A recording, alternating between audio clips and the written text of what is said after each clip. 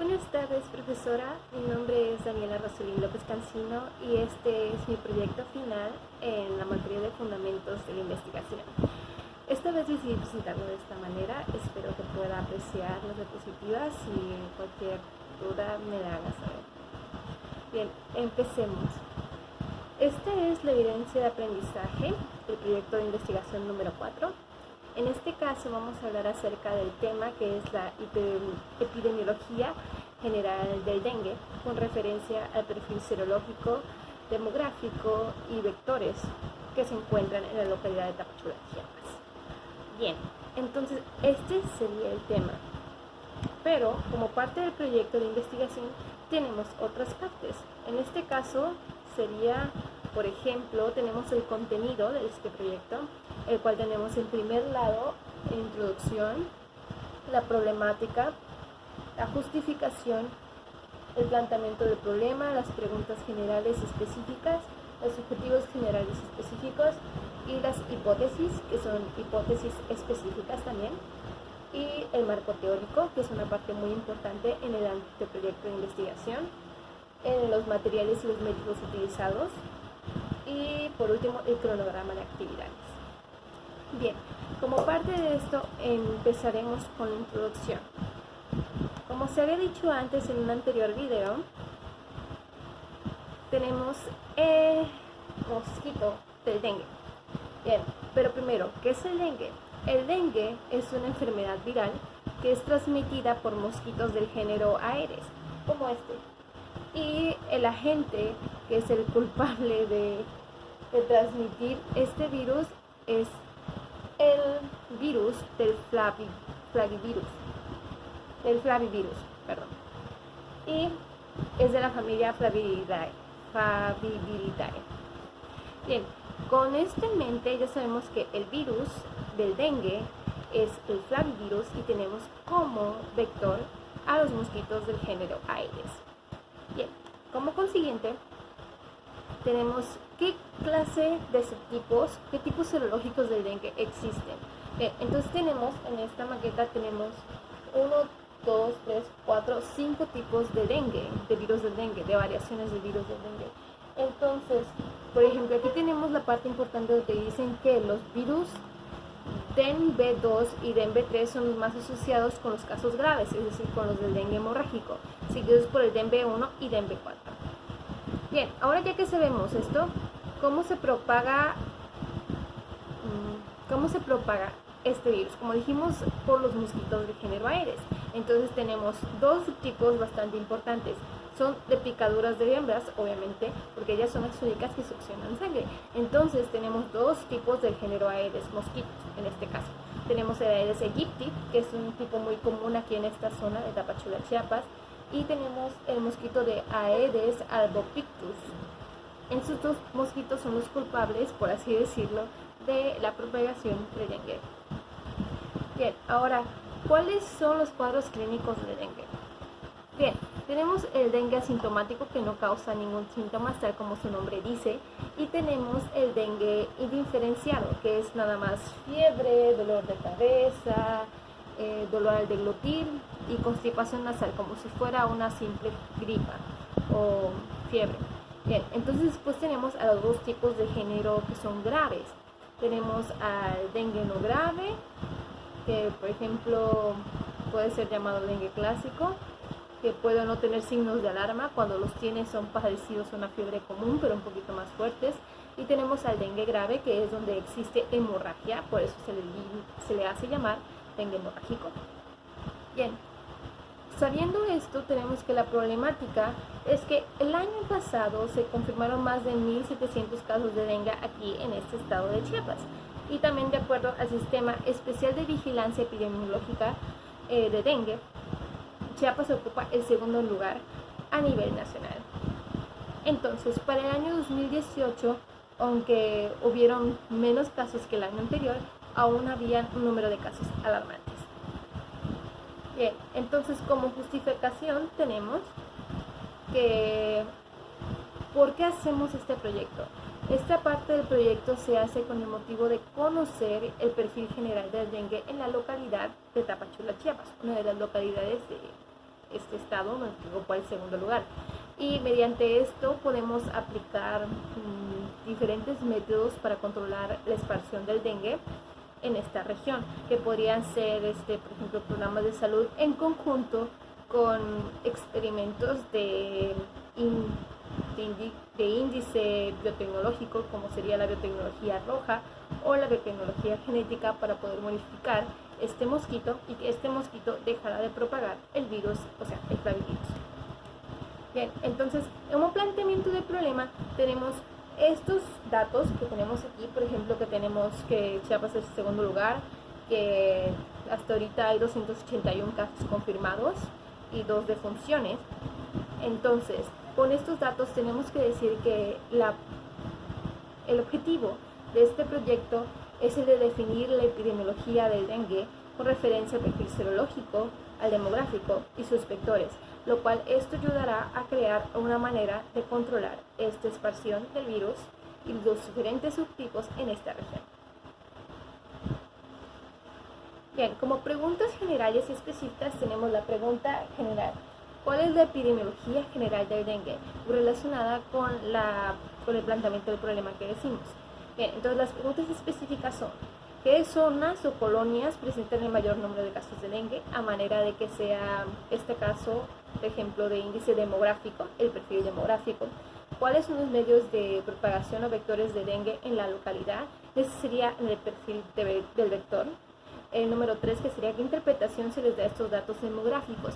Con esto podemos hacer una manera de cómo se puede solucionar esta problemática. En base a esto tenemos los siguientes objetivos generales, que son, por ejemplo, definir la epidemiología del dengue con referencia al perfil serológico, demográfico y vectores en la localidad. Y los objetivos específicos, que sería registrar datos demográficos, registrar datos acerca de los vectores y de la incidencia del dengue y sus diferentes subtipos. Analizar los datos, como tercero, ser los datos demográficos y vectores del dengue en la localidad. Por eso tenemos este objetivo general, 3 preguntas específicas y 3 objetivos específicos. Bien, continuando con las hipótesis, tenemos una que es la general y específicas, de acuerdo al número de objetivos, igual son las hipótesis en este caso. Por ejemplo, tenemos la hipótesis general, que dice: la epidemiología general del dengue indica una alta incidencia de dengue en la localidad de Tapachula, Chiapas. Eso significa que los resultados serán positivos en cuanto al número de incidencias, el número de casos de dengue confirmados aquí. Bien, como hipótesis específicos tenemos la incidencia del dengue en Tapachula es mayor en colonias con grandes espacios de vegetación. ¿Por qué se dice eso? Porque se ha planteado anteriormente de que mientras más vegetación haya, mayor fauna y flora van a residir ahí. Bien, el segundo, el vector más común del dengue es el Aedes aegypti. Bien, hasta ahora se ha confirmado que el Aedes aegypti es uno de los vectores más comunes aquí en Chiapas. Sin embargo, esto no se ha confirmado a nivel local.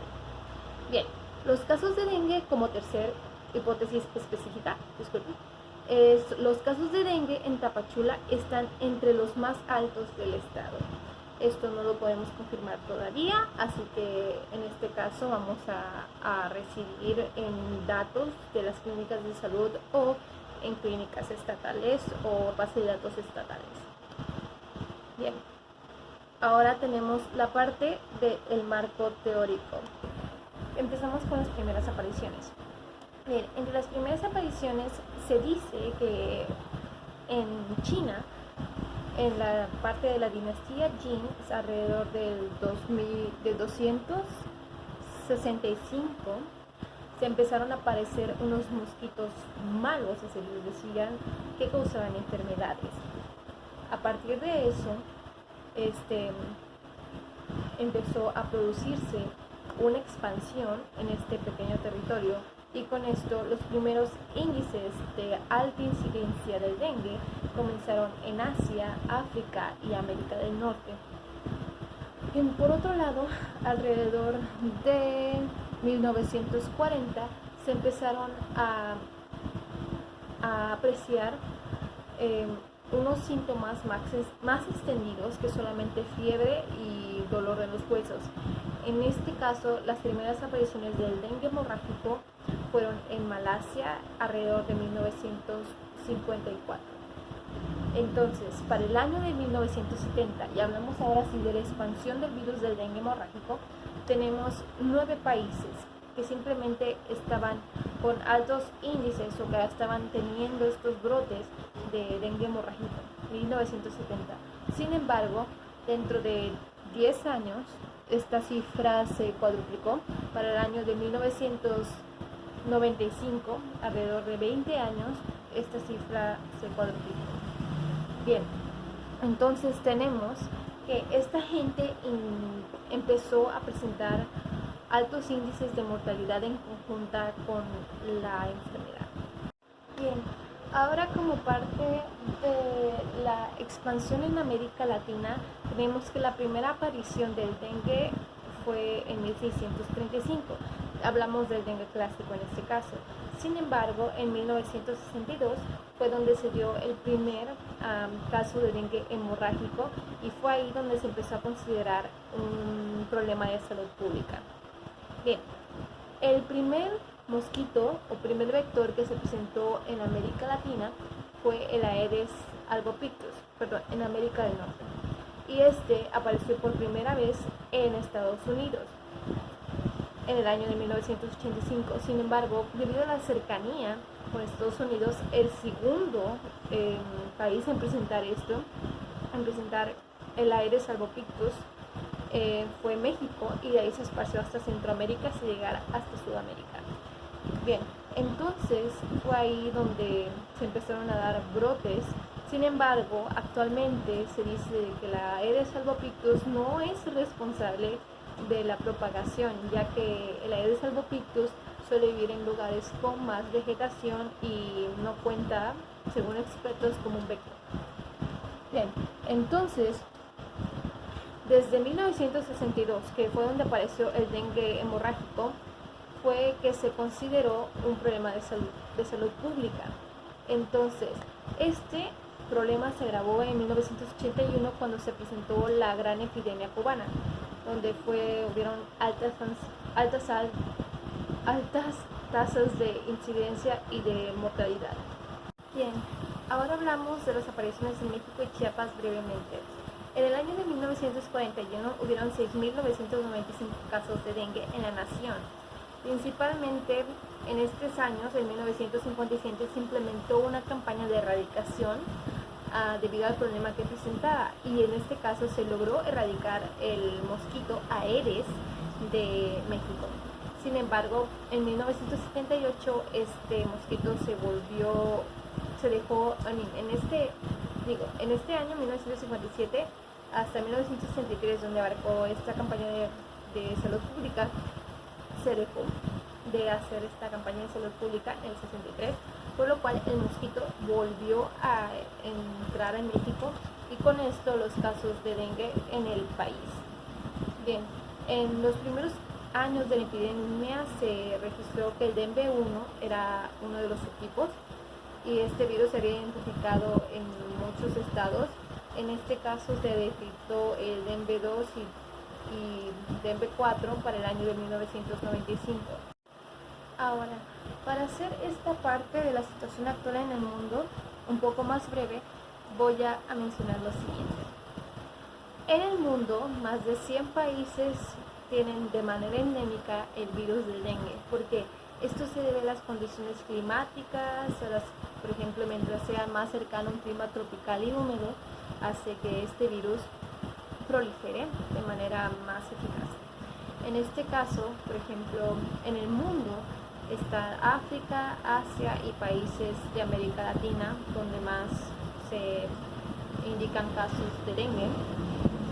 Por otro lado, en América Latina, uno de los países con más índices de dengue son, por ejemplo, Colombia.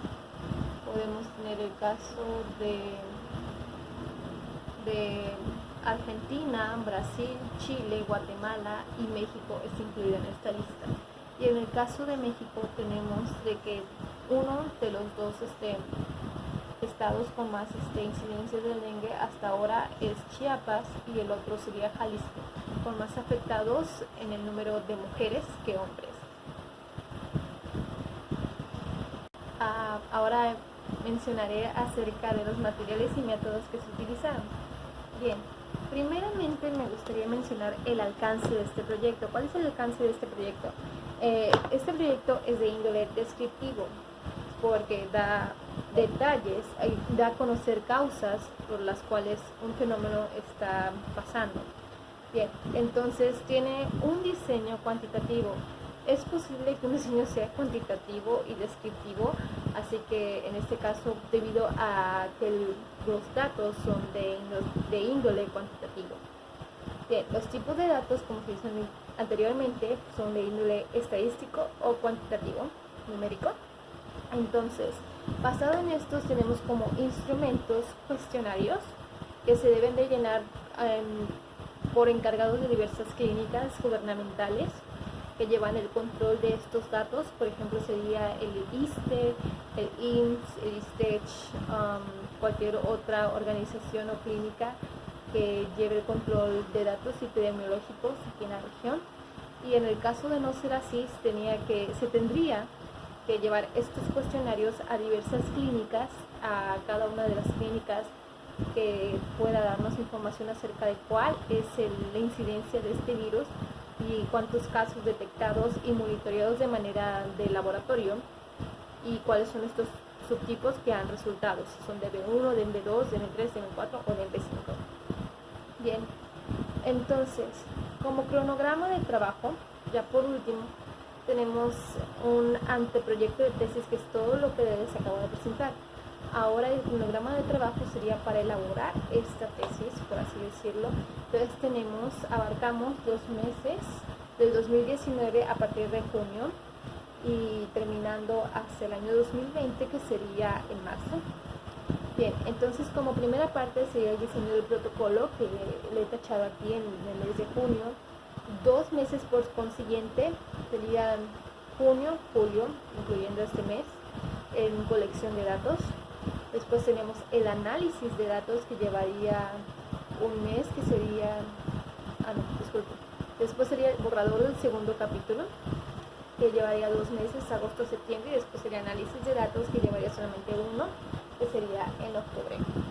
Bien, después viene el borrador del capítulo 3 de la tesis, y aparte tenemos el capítulo número 4, que sería un poco más enfocado en los resultados, por así decirlo, y tenemos el borrador de conclusión de la tesis. Esta conclusión de la tesis llevaría nada más un mes en marzo del 2020, y tenemos este borrador de la introducción de la tesis para el año 2020 en abril. Y por último tendremos la integración final de la tesis en marzo del 2020. Si podríamos hacerlo de esta manera, llevamos los datos programados en el caso de que, para poder ir paso por paso haciendo esto. Bien, yo les agradezco mucho su atención, profesora, muchísimas gracias. Espero que mi explicación haya sido lo suficientemente buena y le agradezco muchísimo. No sabe cuánta ayuda ha sido los recursos que ha enviado a la plataforma. Entonces, sin nada más que decir, muchísimas gracias.